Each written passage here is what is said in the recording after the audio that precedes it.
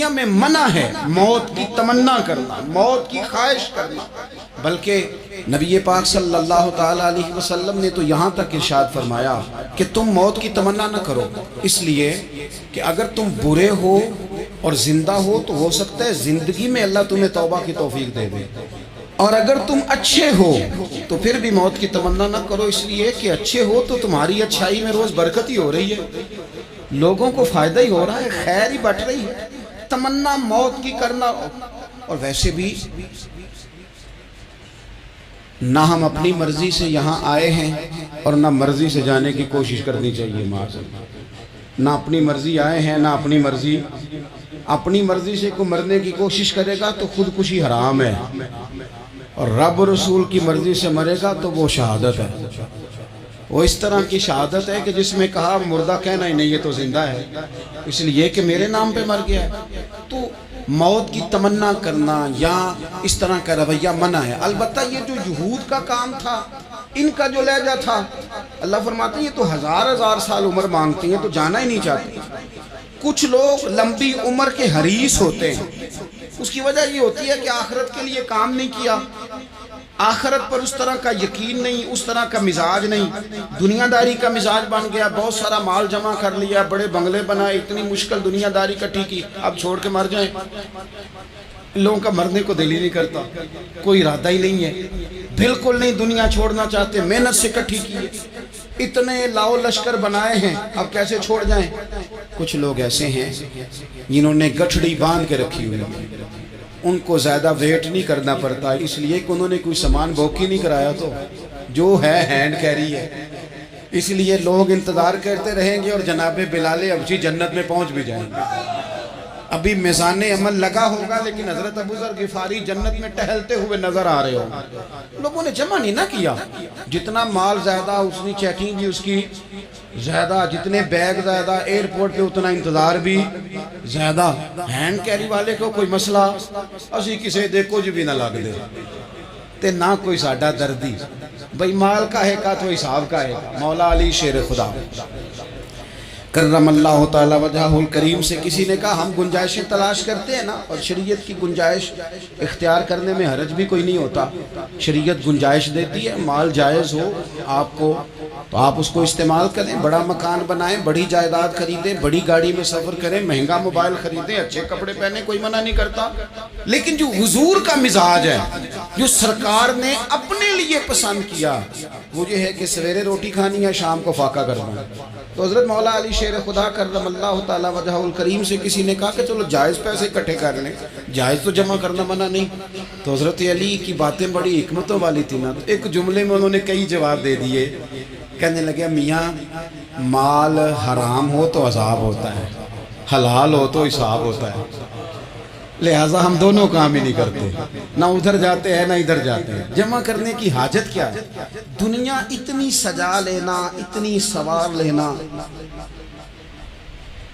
بڑا ٹھنڈا اے سی چلتا ہے ہمارے کمروں میں، کھلی آنکھوں سے لوگ بستر سے اٹھ نہیں پاتے، آنکھیں کھل گئی ہیں، الارم بج گیا ہے، لیکن وہ بہت مزے کی پسند کی روٹی رات کھائی تھی، اپنی مرضی کا کھانا کھایا تھا، پیٹ بھر کے کھایا تھا، مرضی کے مشروبات پیے، ٹھنڈے کمرے میں آرام ہے، کھل گئی ہیں آنکھ، موٹے الارم نے آواز دی اٹھو، لیکن یہ غفلت ہے نا، دنیا جمع کر لی ہے نا ساری۔ میں آپ کو صحیح بتاتا ہوں، اگر یہ ساری آسانیاں نہ ہوں، دقتیں ہوں، کچھ رات کو ہمیں تھوڑا پسینہ بھی آئے تو بار بار آنکھ کھلے، یہ مچھر کبھی نہ سونے دے تو بار بار آنکھ کھلے، یہ تن آرام پسند نہ ہو تو کچھ اٹھیں، کچھ رات کو گرمیوں کی چھوٹی راتوں میں بھی تہجد پڑھی جا سکے، لیکن اقبال کہتے ہیں لہو مجھ کو رلاتی ہے جوانوں کی تن آسانی، یہ تن آسان ہو گیا، مزاج نہیں رہا ہمارا، ہمیں آرام چاہیے، سکون چاہیے۔ آپ یقین کریں کبھی کبھی میں حیران ہوتا ہوں، رونا آتا ہے اپنی اگلی نسل پر، رونا آتا ہے، یعنی بچے مدرسے میں پڑھنے والے، چونکہ وہ اسی والے گھر سے اٹھ کے آتے ہیں، مدرسے میں پڑھنے والے بچے کہتے ہیں جناب وہ کچھ گرمی زیادہ ہے تو میری کچھ طبیعت برداشت نہیں کرتی، تو میری اماں نے کہا تھا 4 چھٹیاں لے لو، کہ موسم ٹھیک ہو جائے گا تو پھر سے تعلیم ہو جائے گا۔ تو غور سے چہرے دیکھتے ہیں تو ہم کہتے ہیں یار اگر کل کو ہمیں جہاد پہ جانا پڑا تو ہم لوگ جائیں گے، ہم میدانوں میں نکلیں گے، ہم وہ لوگ ہیں جو سختیاں برداشت کریں گے، یہ والے لوگ ہیں جو میدان میں جائیں گے جو ایک منٹ کے لیے اتنی دنیا جمع کر لی، مرنے کو جی نہیں چاہ رہا۔ حضرت شاہ فرید الدین اتار رحمۃ اللہ علیہ کہتے ہیں میں بڑا مہنگا کاروبار کرتا تھا، عطر بیچتا تھا۔ مہنگا کاروبار ہے نا، عرب شریف کے اندر آپ جائیں تو جہاں سونے والی دکان ہوتی ہے اس کے ساتھ خوشبو والی دکان ہوتی ہے، مکہ مکرمہ میں دیکھ لیں، مسجد نبوی میں دیکھ لیں، مہنگا کاروبار ہے۔ اور اب میرا بزنس تھا، کاروبار تھا۔ تو آپ فرماتے ہیں کہ ایک دن ایک بزرگ آ گئے، انہوں نے ایک شیشی دیکھی، خوشبو سونگی، دوسری، تیسری، چوتھی۔ اچھے سیل مین آگے بڑھ کے خود کہتے ہیں آپ کو کیا چاہیے؟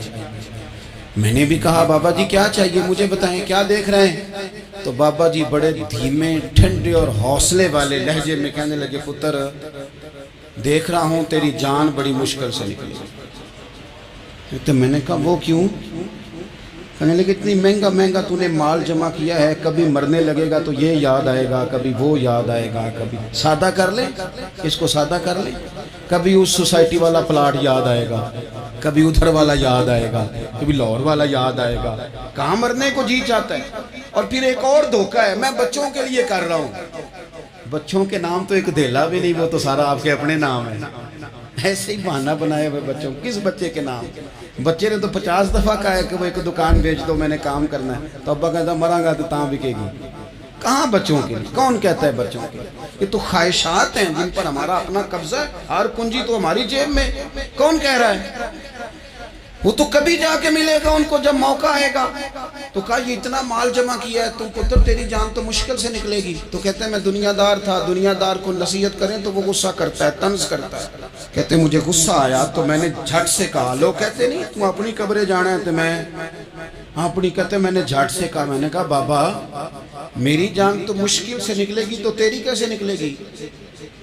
تو کہتے ہیں بابا جی کہنے لگے پتر ادھر آنا ذرا۔ تو میں کاؤنٹر کے اوپر سے ہو کے بابا جی کے پاس آیا، وہ میری دکان کے فرش پہ لیٹے، کعبے کو منہ کیا، کلمہ پڑھا اور ان کی روح پرواز کر گئی۔ عرش فرشتے بانگاں ملیاں، مکے پہ گیا شور، بلے شاہ اسی نہیں مرنا، تے مر گیا ہی کوئی ہور، نالے وارث شاہ وہ کدوں مر دے جنہ کیتیاں نیک کمائیاں نے۔ کہا یہ دیکھ لو مر گئے، بس اتنی کام تھا، تیاری ہے۔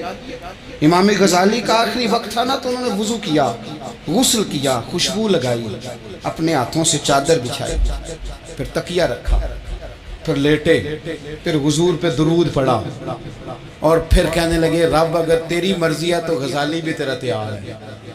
بس یہ جملے زبان پہ تھے اور روح پرواز کر گئی۔ موت کو سمجھے ہیں غافل اختتام زندگی، یہ ہے شام میں زندگی، پھر صبح دوام میں زندگی۔ عزیز بھائیو ہم نے نا بڑی آسائشیں جمع کر دی، بڑا کچھ اپنی عقل کے زور پر ہم نے اکٹھا کر دیا، نہیں ہمارا پروگرام۔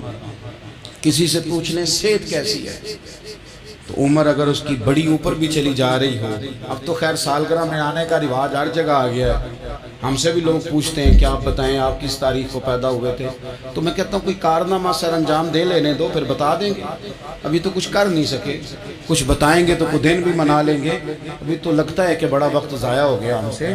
تو عزیز بھائی کوئی نہیں کہتا کہ اب ٹائم آ گیا ہے، شوگر ہو گئی ہے، بلڈ پریشر ہو گیا ہے، طبیعت خراب رہتی ہے، فلانا مسئلہ ہو گیا ہے، تو تمنا موت اور موت کا ڈر اور نہ مرنے کا ارادہ اور دنیا سے دل کو لگا کے رکھنا اور ہر وقت جینے کی خواہش پیدا کرنا اور ہر وقت حالمی مزید کی دوڑ میں رہنا، وہ لوگ اس لیے تیار رہتے تھے، دعائیں مانگتے تھے شہادت کی کہ انہوں نے نا دنیا بنائی نہیں تھی۔ حضرت عمر نے تو دوسرا کرتا نہیں پہنا ساری زندگی، وہ جو مکان آ رہا تھا وہی چل رہا تھا، وہ تو تھوڑے پہ قرضہ تھا ان پہ، لیکن ہر نماز کے بعد صحیح بخاری میں موجود ہے وہ دعا مانگتے تھے، اللہم ارزقنی شہادتا فی سبیلک، یا اللہ ایسا نہ ہو میں تبھی موت چلا جاؤں، مجھے اپنے رستے میں شہادت کی موت دینا۔ ہر نماز کے بعد دعا مانگی جا رہی، لیکن شہادت والی موت، موت کی نہیں، شہادت والی موت، اللہم ارزقنی شہادتا فی سبیلک۔ اور مالک مدینہ چھوڑنے کو دل نہیں کرتا، یا اللہ شہادت کی موت دینا اور دینا بھی اپنے نبی کے شہر کے اندر، یہیں رہوں، یہیں میرا مدفن بنے۔ اللہ نے انہیں موقع دیا۔ آپ دیکھیں نا، ان لوگوں کا دل کرتا تھا۔ حضرت خالد بن ولید رضی اللہ تعالیٰ عنہ ساری زندگی میدان میں گزاری، پورے جسم میں 1 انچ جگہ باقی نہیں تھی جہاں زخم نہ ہو، ساری زندگی میدان میں رہے، لیکن آخری وقت روتے تھے، فرماتے تھے اس کی بے نیازی دیکھو، میں شہادت کے لیے میدان میں رہا لیکن شہادت میرا مقدر ہی نہیں تھی۔ اور پھر آخری وقت بھی فرمایا میرا گھوڑا، میرے کپڑے، میری زرہ، میری تلوار یہ کسی مجاہد کو دے دینا، چلو میں اب جہاد میں نہیں ہوں تو میرا سامان تو جہاد میں رہے، کسی مجاہد کو دینا۔ ان لوگوں نے جتنی محنت کی نا، مرنے کے بعد کے لیے کی، مرنے کے بعد کے لیے، زندگی کا جو دوسرا پل ہے اس کے لیے کوشش کی۔ وہاں انہوں نے صدقات جمع کرائے، خیرات جمع کرائے، عبادات جمع کرائیں، حسن اخلاق جمع کرایا، اچھا سلوک جمع کرایا۔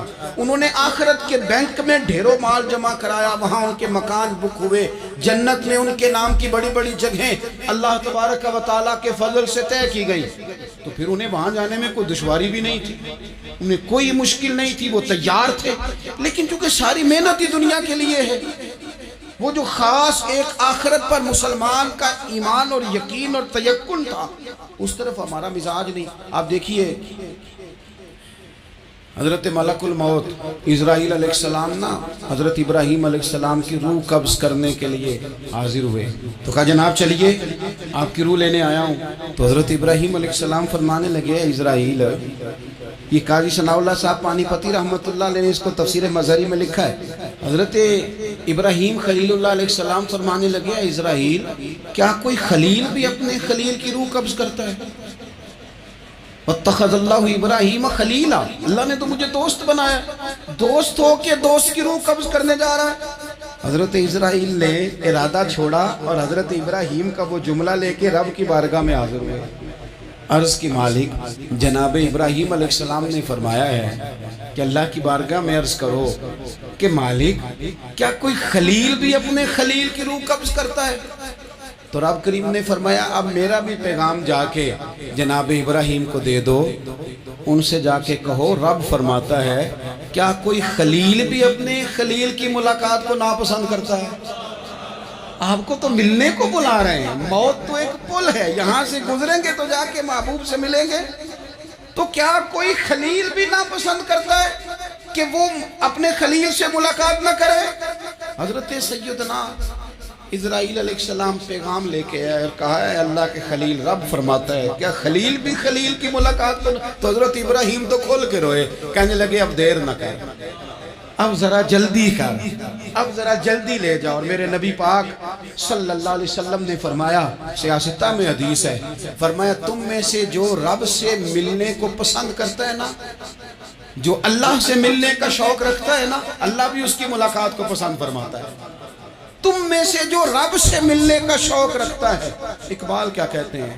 کہتے ہیں تیرے عشق کی انتہا چاہتا، تو میری سادگی دیکھ میں کیا چاہتا، میرا ذرا سا تو دل ہے مگر شوق اتنا، میں وہی لن ترانی سنا چاہتا ہوں۔ مالک میرا دل کرتا ہے میں تجھ سے کہوں رب آرینی، میں تجھے دیکھنا چاہتا ہوں، اور تو مجھے کہے لن ترانی، تو نہیں دیکھ سکتا، میرا ذرا سا تو دل ہے مگر شوق اتنا، میں بھی وہی لن ترانی سنا چاہتا ہوں۔ پھر خود ہی کہنے لگے او بھری بزم میں راز کی بات کہہ دی، میں بڑا بے ادب ہوں سزا چاہتا ہوں۔ یہ تو سب کو بتانے والی بات ہی نہیں تھی جو میں نے بتا دی، بھری بزم میں راز کی بات کہہ، بڑا بے ادب ہوں سزا چاہتا ہوں۔ نبی کریم علیہ السلام نے فرمایا تم میں سے جو رب کی ملاقات کا شوق رکھتا ہے نا، اللہ بھی اس کی ملاقات کو پسند فرماتا ہے۔ اور فرمایا تم میں سے جس کا رب سے ملنے کا شوق نہیں نا، اللہ بھی اس کی ملاقات کو پسند نہیں فرماتا۔ یہ سیاستہ میں حدیث ہے، ایک دفعہ غور کر نہ لیں، فلاں سے ملنے کو بھی جی چاہتا ہے، فلاں علاقہ دیکھنے کو بھی جی چاہتا ہے، فلاں کی ملاقات کو بھی جی چاہتا ہے، کبھی اس کو ملنے کو بھی جی چاہتا ہے جس نے بنایا ہے سارا کچھ، کبھی اس کی صحابہ تو تڑپ کے حضور کی بارگاہ میں آئے تھے نا، وَإِذَا سَأَلَكَ عِبَادِي عَنِّي فَإِنِّي قَرِيبٌ، تڑپ کے کہا تھا یا رسول اللہ صلی اللہ علیہ وسلم سالوں بیت گئے، سجدے کرتے، عبادت کرتے، روزہ رکھتے، حج کرتے، زکوٰۃ دیتے، اب دل کرتا ہے کبھی وہ ملے، کبھی اسے دیکھیں، کبھی اے حقیقت منتظر نظر آ نہ لباس مجاز میں، لاکھوں سجدے تڑپ رہے ہیں میری جبین نیاز میں، دل کرتا ہے ملنے کو۔ جب صحابہ نے آ کے حضور کی بارگاہ میں عرض کی نا یا رسول اللہ رب سے ملنے کو جی چاہتا ہے، تو اللہ نے فرمایا وَإِذَا سَأَلَكَ عِبَادِي عَنِّي فَإِنِّي قَرِيبٌ، اے محبوب جب میرے بندے آپ کے پاس آ کے میرے بارے میں سوال کریں تو ان سے فرما دو میں تو ان کے قریب ہی ہوں، جب بھی دعا مانگیں گے میں ان کی دعاؤں کو قبول فرماؤں گا، میں قریب ہوں۔ اپنے دل کے اندر شوق ہو، اللہ رسول کی طرف بڑھنے کا شوق ہو، مسلمان موت سے نہیں ڈرتا۔ لیکن صحیح بخاری اور صحیح مسلم میں حدیث ہے، نبی پاک علیہ السلام نے فرمایا آج ایک مسلمان 1000 کافر کو آگے لگا لیتا ہے اور کافر بھاگ جاتا ہے، ایک وقت آئے گا ایک کافر ہوگا اور 1000 مسلمان کو بھگا ڈالے گا۔ یا رسول اللہ کیوں؟ ہمارے پاس اسلحہ نہیں ہوگا، ہمیں لڑنے کا سلیقہ نہیں آئے گا۔ نبی پاک علیہ السلام نے فرمایا یہ مسئلہ نہیں، تمہیں وہن ہو جائے گا، وہن۔ یا رسول اللہ یہ وہن کیا ہوتا ہے؟ تو حضور نے فرمایا تمہیں نا زندگی سے پیار ہو جائے گا، تمہیں مرنا برا لگے گا، کراہت آئے گی مرنے سے، تم مرنا نہیں چاہو گے۔ تو جب کسی کو زندگی سے پیار ہو جائے تو پھر وہ بھاگتا ہے، پھر وہ ہر بندے کی ہر بات مانتا ہے چونکہ وہ جینا چاہتا ہے۔ اور کچھ لوگ ایسے ہوتے ہیں وہ جب بدر میں مسلمان پہنچے نا تو جاسوس بھیجا ابو جہل نے، کہا جاؤ پتہ کر کے وہ لوگ کتنے ہیں اور ان میں جوان کتنے ہیں، بوڑھے کتنے ہیں اور اسلحہ کتنا ہے۔ جاسوسی اس دور میں بڑی آسان تھی، کوئی مخصوص وردی تو فوجیوں کی ہوتی نہیں تھی۔ تو وہ شخص آ گیا، مسلمانوں کو دیکھ کر واپس گیا تو جا کے اس نے بدر کے دن ابو جہل سے کہا کہ وہ 313 ہیں اور ان میں بچے بھی ہیں، بوڑھے بھی ہیں اور اسلحہ بھی زیادہ نہیں، اور گھوڑے اور اونٹ اور سواریاں بھی تھوڑی ہیں۔ تو ابو جہل بڑا ہنسا اور معاذ اللہ کہنے لگا کیا انہیں ہم سے لڑنا ہے، تھوڑے سے تو لوگ آئیں، اس طرح کرو صبح نا انہیں پشتوں پہ باندھ کے نا گھوڑوں کی تو مکے لے چلتے ہیں، وہاں جا کے دیکھیں گے ان کے ساتھ کیا کرنا ہے۔ تو وہ جاسوس کہنے لگا پوری بات تو سن لے۔ اس نے کہا پوری بات کیا ہے؟ کہنے لگا آئے 313 ہیں پر گھر واپس جانے کا کسی کا بھی ارادہ نہیں، وہ کشتیاں جلا کے آئے ہیں، میں رات وہاں گزار کے آیا ہوں، میں نے بوڑھوں کو بھی شہادت مانگتے دیکھا ہے، میں نے بچوں کو بھی شہادت مانگتے دیکھا ہے، میں نے ایک ایک کے سینے میں مر مٹنے کا جذبہ دیکھا ہے، وہ جینے کی امنگ لے کے نہیں آئے، ہتھیلی پہ رکھ کے آئے ہیں جان، اور ایک ایک شخص شہید ہو کے جانا چاہتا ہے، اور وہ ایک دوسرے کے پیچھے چھپیں گے نہیں۔ یہ جو موت ہے نا، موت یہ تو ایک پل ہے، اس سے گزریں گے، اللہ رسول کے حضور جائیں گے، جنت کی نعمتیں، خدا کی تیار کی ہوئی رحمتیں، مسلمان کا آگے بڑھ کے استقبال کریں گے۔ حضرت عمار بن یاسر رضی اللہ تعالیٰ عنہ کو زخم لگ رہا ہے میدان جہاد میں، اور تیز زخم لگ رہا ہے، سخت تکلیف میں۔ تو ایک شخص نے آ کے پوچھا کیا حال ہے؟ تو آپ فرمانے لگے حال کیا ہونا ہے، تھوڑا سا ٹائم رہ گیا ہے۔ تو بندہ پریشان ہو گیا، اس نے کہا کس بات میں؟ فرمانے لگے تھوڑا سا ٹائم رہ گیا، بس میں نبی پاک سے ملنے والا ہوں اور حضور کے صحابہ سے ملنے والا ہوں۔ حضرت عمار بن یاسر رضی اللہ تعالیٰ کہنے لگے تھوڑا سا ٹائم رہ گیا، تھوڑا سا مرنا مرنا ہر کوئی آکھے تے میں بھی آکھاں مرنا، تے جس مرنے تھی خوشبو نہ آوے او مرنا کی مرنا، تے جس مرنے وچ سونا راضی اس مرنے تو کی ڈرنا۔ ایک گل رکھنا یاد کہ میرا جس دن ہووے مرنا، سب کچھ کرنا، سب کچھ کر کے میرا منہ روزے وال کرنا، شاید میرا آقا آوے میں دیدار حضور دا کرنا۔ فرمایا کہ وہ تو بالکل قریب آ گیا ٹائم۔ حضرت سیدنا بلال حبشی رضی اللہ تعالیٰ عنہ آخری وقت ہے، لوگ بڑا اس کا منظر جب بیان کرتے ہیں تو خوفناک بیان کرتے ہیں، اس طرح کا لہجہ اختیار کرتے ہیں کہ بات سن کے بندہ کہاں بجائے۔ سیدنا بلال حبشی رضی اللہ تعالیٰ عنہ بالکل آخری وقت ہے، جانے کا ٹائم۔ تو حضرت بلال کی اہلیہ قریب بیٹھی ہیں تو کہنے لگی بڑے غم کا موقع آ گیا، غموں کی رات شروع ہو گئی، حالات میرے لیے مشکل آ گئے۔ آپ نے فرمایا کیا ہوا؟ کہنے لگی آپ جا رہے ہیں تو حضرت بلال کہنے لگے یہ غم کا موقع نہیں، یہ تو خوشی کا موقع ہے، میں جاؤں گا تو حضور سے ملوں گا نا، جاؤں گا تو نبی پاک سے ملاقات ہوگی، یہ تو میرا ملاقات کا وقت آیا۔ تو اپنی زندگی کے اندر انسان کچھ اپنی آخرت کے لیے کرے، کچھ زادرہ جمع کرے، کچھ وہ تیاری کرے، کچھ اس کے پاس ایسے اعمال ہوں جس کی بنیاد پر اس کا رب رسول کی بارگاہ میں حاضری کو جی چاہے۔